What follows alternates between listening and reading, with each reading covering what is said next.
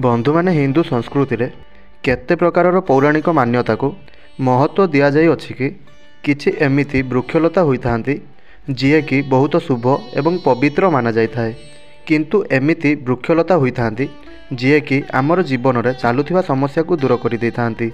खास कथा यह अटे कि वृक्षलतार ना केवल लोक माने पूजा करिथांती बरम औषध रूप में मध्य प्रयोग करिथांती।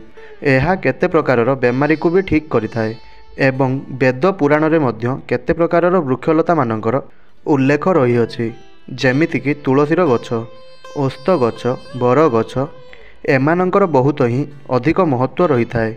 बंधु माने जदि आपण देखिथिबे आमे समस्ते ओस्त गछर पूजा कौन पाई करिथांती।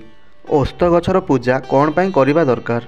बट सावित्री जो माने व्रत रखिथांती माँ भौणी माने ओस्त गछर पूजा कौन पाई करिथांती, काहींकि ना वृक्षलतारे किछि एपरि अलौकिक शक्ति चमत्कारी शक्ति रही थाए जार प्रभाव रे कम समय रे आपनकु भल प्रभाव देखिबार मिली थाए। तो आज मु आपनकु नुआ वर्ष रे ताबिजरे भरी करी पिंधि देबे एही गछर चेरकु देखिबे खूब शीघ्र आपणकर भाग्यर ताला खुलिजिवो। सेथिपाई भिडियो को शेष पर्यंत निश्चय देखंतु। ताहा पूर्वरु एही भिडियो को गोटे लाइक करंतु एवं भक्तिर सहकारे कमेंट बॉक्स रे जय माँ लक्ष्मी अवश्य लिखंतु। देखंतु एही जेउ नुआ वर्षर समय होइथाए एही समय मध्यरे माँ लक्ष्मीकर आशीर्वाद प्राप्त करिवार सबुठारु भल समय माना जाइथाए। जेउ व्यक्ति सिद्धि प्राप्त करने चाहूँगी, शुभ एवं लाभ को प्राप्त करने चाहूँगी, धन धान्यर कामना थाउ समृद्धि पाइबा चाहूँगी, आरोग्यर प्राप्ति करने को चाहूँगी, जदि आपण चाहूँगी आपणक जीवनरू दुर्भाग्य दूर हो जाऊ, आपणक भल भाग्यर प्राप्ति हेउ, आपणक मान सम्मान प्राप्ति हेउ, तो आपण आजिर एही वीडियो को शेष पर्यंत निश्चय देखंतु। आज मु आपणक नुआ वर्ष आरंभ रे धारण करा जाउथुवा 5टी चेर विषय रे कहबी। 5टी चेर मध्यरु कोनोसी भी गोटिए चेर अवश्य धारण करिवे, आपणकर समस्त मनस्कामना पूर्ण होइजिवो। वृक्षलता मध्यरे बहुत बेसी चमत्कारी शक्ति रही थाए। आपण मानंतु अबा न मानंतु आमर जीवन काल रे केते सबु वृक्षलता को प्रयोग करी कठिनरु कठिन रोग को ठीक करि थाउ। सेथिपाई जेउ वृक्षलता सबु हुई थांती कौठी ना कौठी धार्मिक दृष्टिकोणरू आध्यात्मिक दृष्टिकोणरू आमको फायदा पहुँचाई थाए। सर्वप्रथमे तो आपण नुआ वर्षर आरंभ रे आपण कौनसी भी दिन एही वृक्षलतार चेर को नहीं आसंतु एवं पूजा करी आपण याकु धारण करिपारिबे। आपणकु सही समस्त जिनिस प्राप्ति हेबो जेउ जिनिस आपण प्राप्त करने को मनरे चाहूँगी।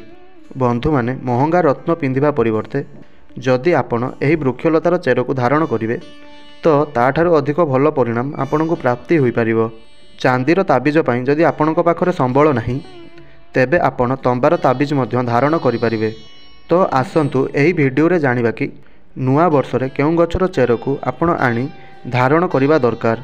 सर्वप्रथमे आपणकु चमेलीर चेर आनिबा दरकार। चमेली गछर चेरर फायदा बतैबा को चाहिबी। चमेली गछर मूल रे बा चेर रे दैवी शक्ति मानकर बास होइथाए। आपण देखिथिबे चमेलीर जेउ चेर थाए ताहा प्रभु हनुमान को समर्पित होइथाए। एथिरे हनुमान महाराजंकर दैवी शक्ति रही थाए। जेउ लोक माँ लक्ष्मीकर कृपा प्राप्त करने को चाहूँगी, लक्ष्मी सिद्धि प्राप्त करने को चाहूँगी, जेउ लोक मंत्र को सिद्ध करने को चाहूँगी, जेउ लोक आरोग्य रहिबा को चाहूँगी, एमिति व्यक्ति चमेलीर जेउ चेर होइथाए एहाकु अवश्य आनिबा उचित।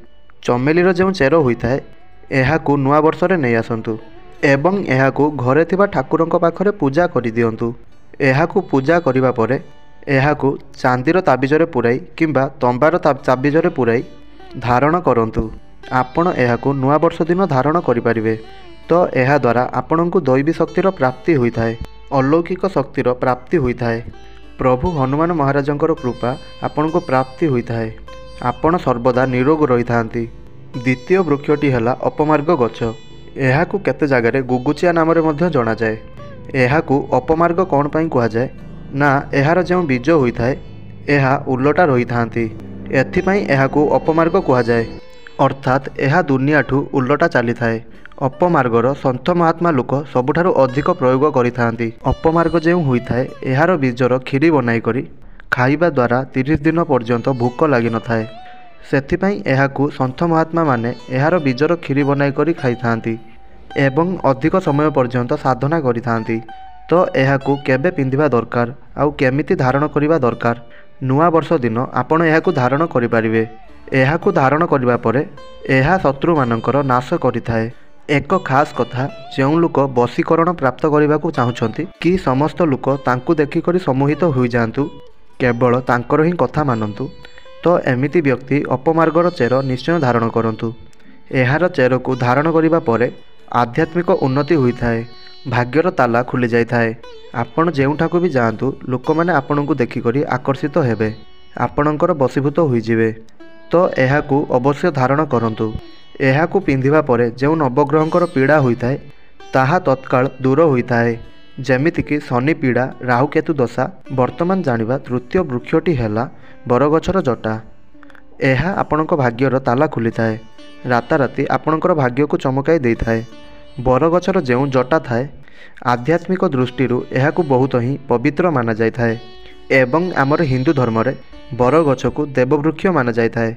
देववृक्ष कौन पाई कुआ जाय थाए कहीं ना बट सावित्री दिन आपण निश्चय देखिथिबे एही बरगछर पूजा होता है। जो बरगछ थाए सेथिरे समस्त देवी देवतांकर शक्ति समूहित होता है। बरगछरे पितृपुरुषंकर मध्य वास होता है। बरगछ को भगवान शंकरंकर स्वरूप बोली माना जाए। तो आपण जदि आपणकर भाग्य को चमकाइबा पई चाहुछंती, आध्यात्मिक उन्नति करने को चाहुछंती, तेबे नुआ वर्ष दिन बरगछर छोट खंड जटा आनी घरे थिबा ठाकुरंक पाखरे पूजा करी बरगछर जटा अवश्य धारण करिवे। बरगछर जटा धारण करिबा परे आपणको 20 ରୁ 25टी चमत्कारी फायदा मिलथाए, जहाँकि मु आपणको आगामी भिडियो रे बताइबी। चतुर्थरे धला अरख गछर चेर। धला अरख गछ को भगवान गणेशंकर स्वरूप बोली माना जाए। जो 11.5 वर्षर पुराणा धला अरख गछर मूल होइथाए बा चेर होइथाए ताहा भगवान गणेशंकर सुंढर आकृति नहीं जाइथाए। भगवान गणेश को रिद्धि सिद्धि शुभ एवं लाभर स्वामी बोली कहा जाए। तो जदि आपण रिद्धि सिद्धि शुभ लाभ धन वैभव प्राप्ति करने को चाहते तो अरख गछर चेर नुआ वर्ष दिन नहीं आसतु।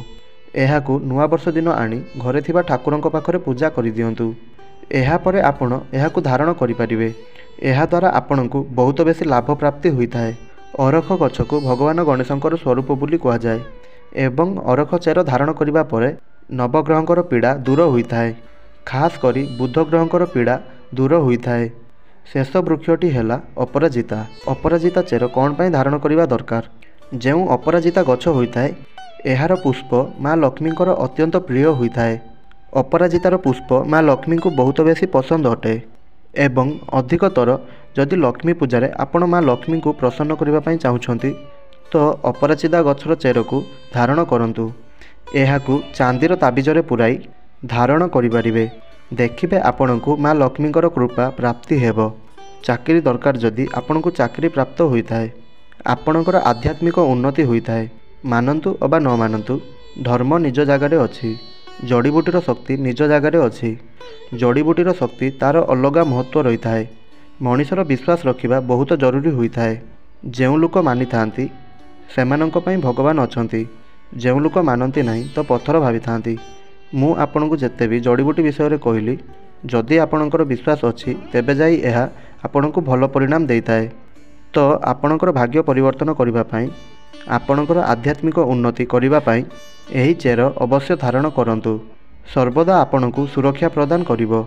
एही चेर सर्वदा आपणकर साथ देव। तेबे आपणकु जदि एही भिडियोटी भल लागि थाए ताहा हेले तळे थिबा हमर कमेंट बॉक्स रे जय मां लक्ष्मी अवश्य लिखंतु एवं भिडियो को गोटे लाइक करंतु।